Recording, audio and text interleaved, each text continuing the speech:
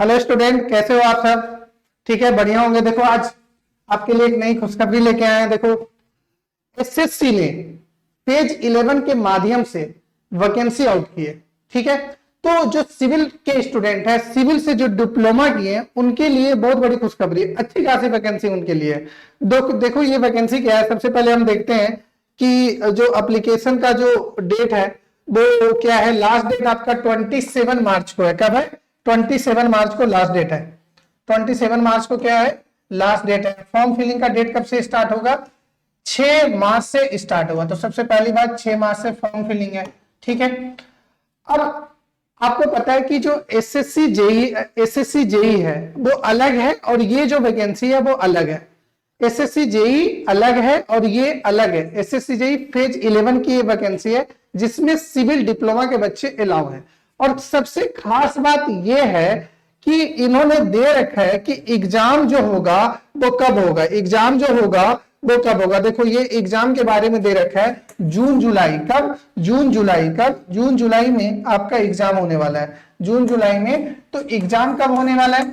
Exam आपका जून जुलाई में ये दे रखा है, एग्जाम होने वाला है। तो आप देखो मार्च चल रहा है, मार्च अप्रैल मई जून, 3 से 4 महीने में आपका एग्जाम हो जाएगा।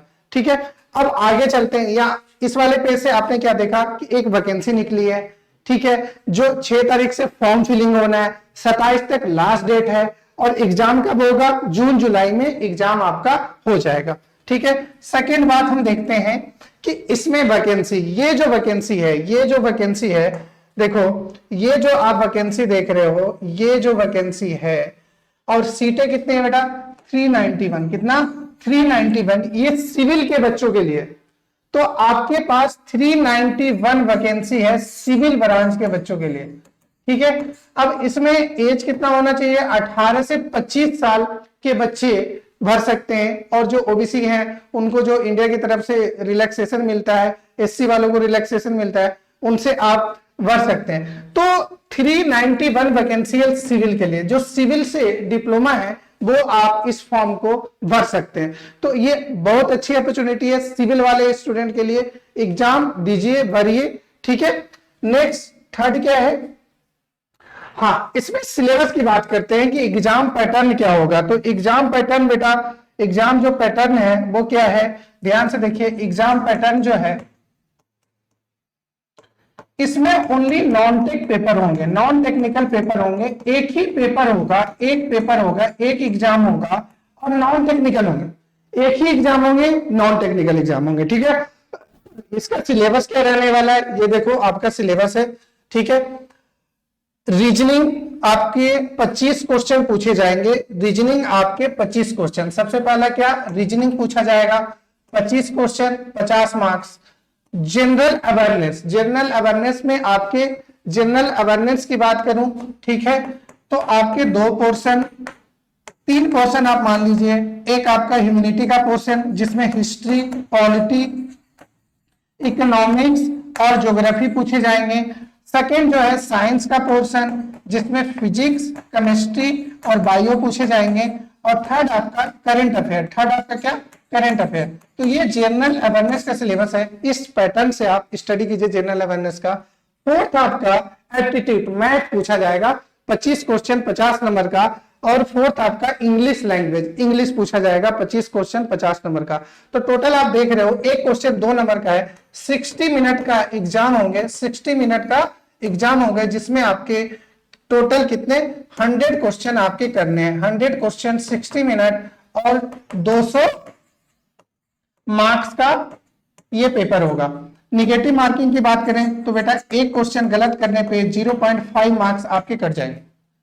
एक क्वेश्चन गलत करने पे कितने? 0.5 मार्क्स आपके कट जाएंगे। तो ये सिलेबस है। ठीक है, नॉन टेक पेपर है, कोई दिक्कत नहीं। आप जैसे एसएससी जेई की तैयारी करते हैं, जो सिविल के बच्चे हैं वो एसएससी जेई की जो तैयारी कर रहे हैं और भी जेई की तैयारी कर रहे हैं वो नॉन टेक पढ़ते ही हैं, जिसमें रीजनिंग और जीएस पढ़ते ही है। तो आपको एक्स्ट्रा क्या करना है?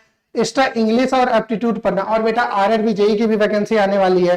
तो अगर आप ये सिलेबस कवर करते हैं, मैथ, एप्टीट्यूड, रीजनिंग, तो आरआरबी जेई में भी आपको हेल्प करेगा।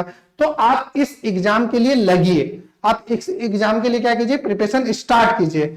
नेक्स्ट आपका क्या है? इंफॉर्मेशन देखो, ये सिलेबस पूरा दे रखा है। आपका जनरल रीजनिंग का क्या सिलेबस है, जनरल अवेयरनेस का क्या सिलेबस है, ये आपका पूरा सिलेबस गिवन है बेटा।